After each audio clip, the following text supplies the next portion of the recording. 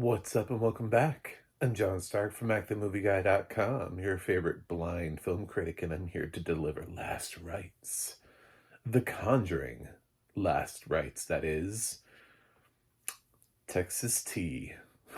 I don't know if I've ever been in Texas. I don't know why I immediately felt like that felt like a Beverly Hills Billies moment, but it did to me.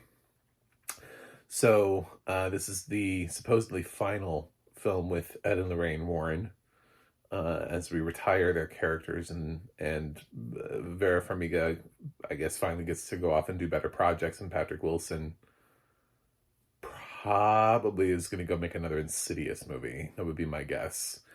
Um, but yeah, we closed the chapter. This movie did gangbusters at the box office because everybody was so sad to see these two go, and starved, I guess, for horror content in 2025. I don't know.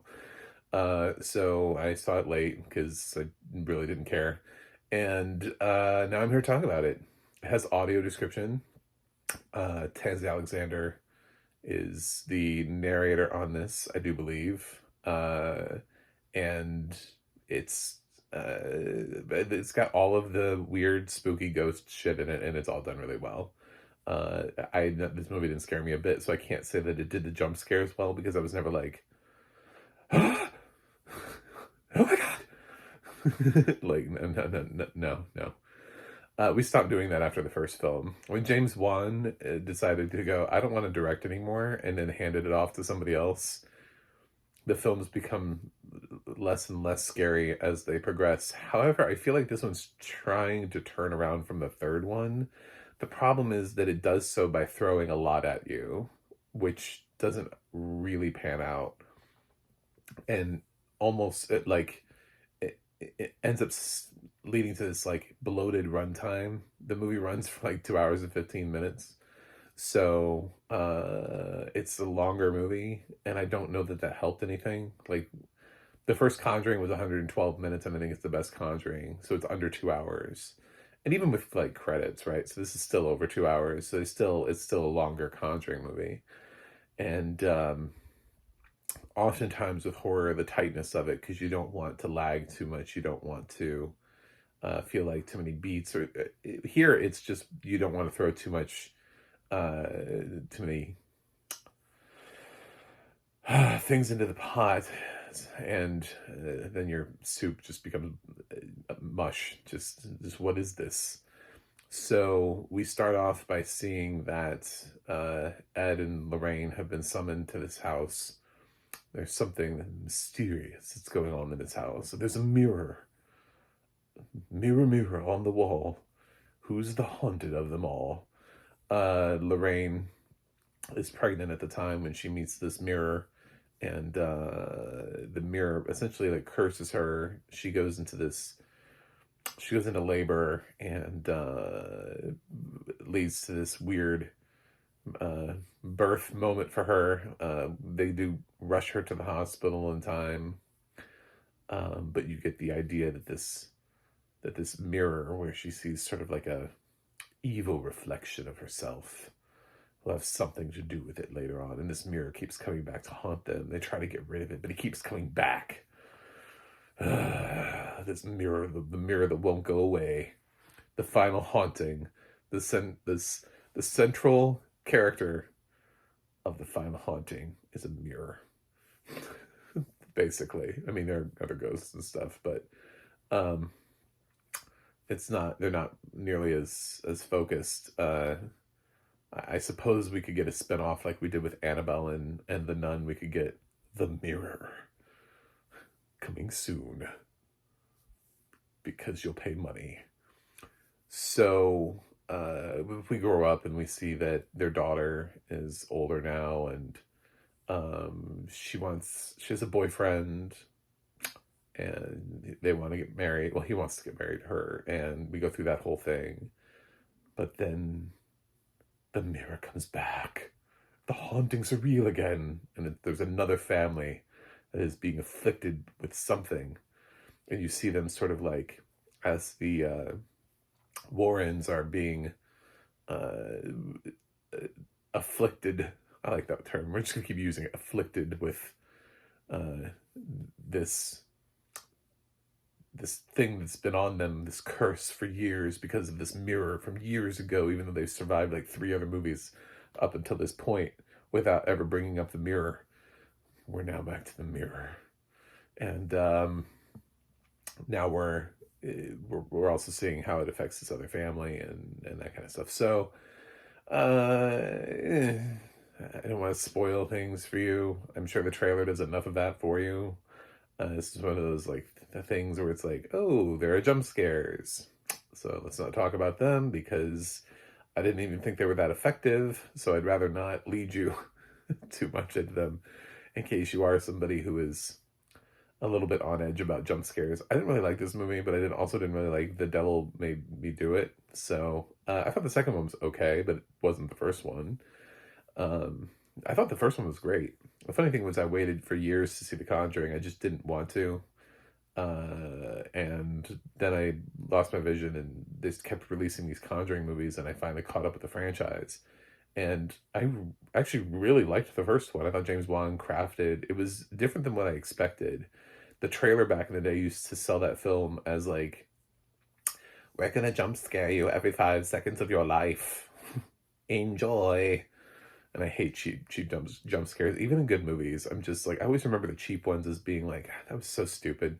Like I like Signs with M. Night Shyamalan, and he's got so many effective jump scares, but he also has this one where the dog just like jumps up and barks at the at the camera, and I'm like, why is that there? Why is that there? It cheapens your movie, man. You have so many great scares, so many great little nods, so many great, like what's over there type moments, or he's got this one shot with the dog. It's just like, I would cut. I just wish he'd cut it just from the movie, just that 1 second, because it just,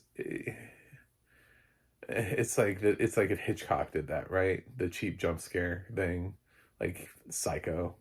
You have like the movie's going well, and all of a sudden there's like a dog that just barks. You're like, oh god, barking dog. Out of nowhere. And you're like, well, I'm not really scared of a barking dog. It was just a loud noise out of nowhere.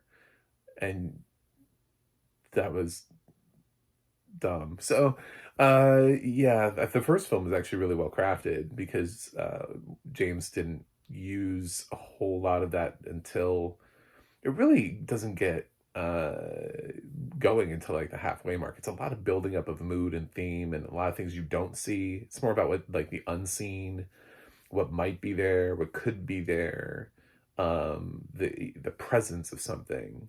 It's very thematic and it feels much stronger.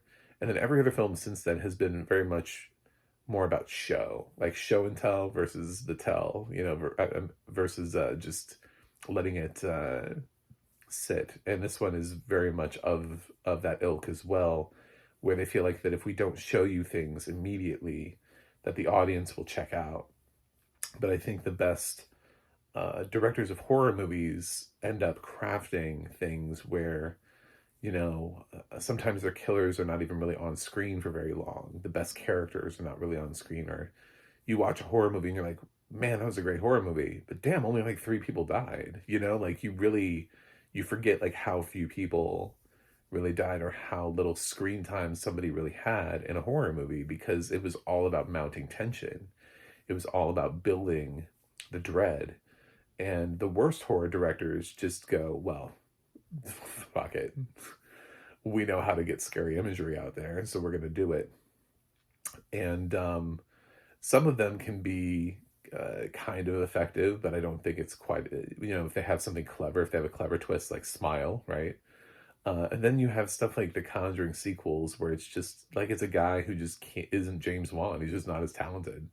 And he's been kind of digging a deeper and deeper hole with every film that they let him direct. I'm surprised they haven't passed this franchise off to somebody else by now, but we're back for The Conjuring Last Rites. If you like this film, God love you. It's franchise loyalty, which is fine, but I think it would have been nice to see James Wan come back and close out the franchise and give it that good old fashioned spooky vibe that he gave to the first one and slow things down and give it better pacing, better characters, all that kind of stuff. This one is, again, it just throws a bunch of stuff at you and hopes that somewhere along the way you'll be spooked or scared or you'll stand on edge, or everything is very telling. There are a whole bunch of those moments that you want to like do the shouting at the screen and be like, don't go up there. What are you doing? You're in a horror movie.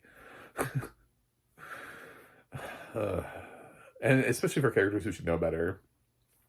There's a scene where the daughter, I will spoil this because I thought it was stupid. I won't tell you what happens, but there's a scene where the daughter's in the house by herself and shit's already happened. Like we're in the middle of the shit. And the attic door is down and she thinks she heard her mom once call in there where she was like, she heard her name and she's like, Mom? Nothing. So the dark ass attic in a horror movie. So this girl climbs the attic ladder to go into this dark ass attic. And she's the daughter of the Warrens. As like of any of the characters who should know better in this movie, should have been her. No, she just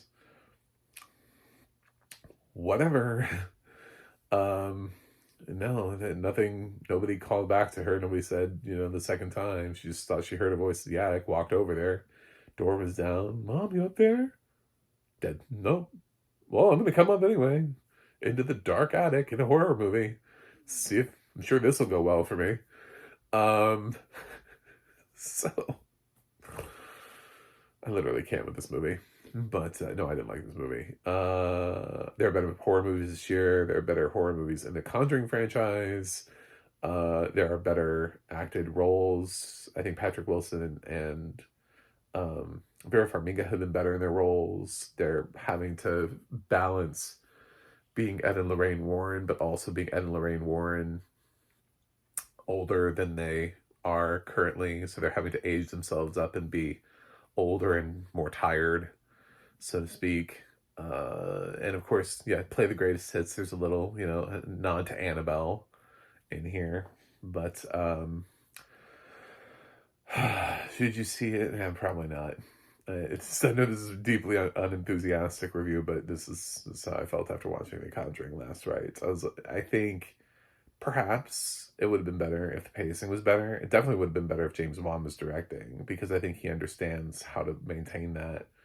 But maybe we just never needed this film to begin with. I don't know, it made a ton of money at the box office, but that doesn't always equate to quality.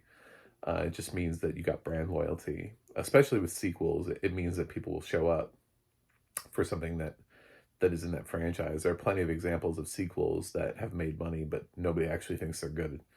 Like, everybody just got bamboozled by the by the franchise title. So yeah, The Conjuring Last Rites, I'm gonna give it a 4.8 out of 10. It's not the worst by far. It's not the worst movie I've seen this year. I actually liked the audio description track. Yeah, this isn't one of those things where it's like, I'm a tough guy and I want it. No, I'll admit the first one was scary. The second one got me maybe a couple times. Third one, no. Fourth one, nope. Not at all. I think The Nun was scarier than the fourth. The fourth one, I think, is the least scary of them all because it telegraphs everything in advance. There wasn't really anything that I thought was effective. Even the jump scare that I heard about online, I thought, maybe it's because I heard about it that I was able, but I still kind of felt like I felt like I could feel all of them coming, and that was the problem, was that it was so predictable. So it just lacked in all of the scares, and it was a lot of stuff trying to be jumbled together in the final mess. So, thanks for watching, thanks for subscribing, and enjoy if you want to enjoy The Conjuring Last Rites. It's probably the last one, unless they make another one.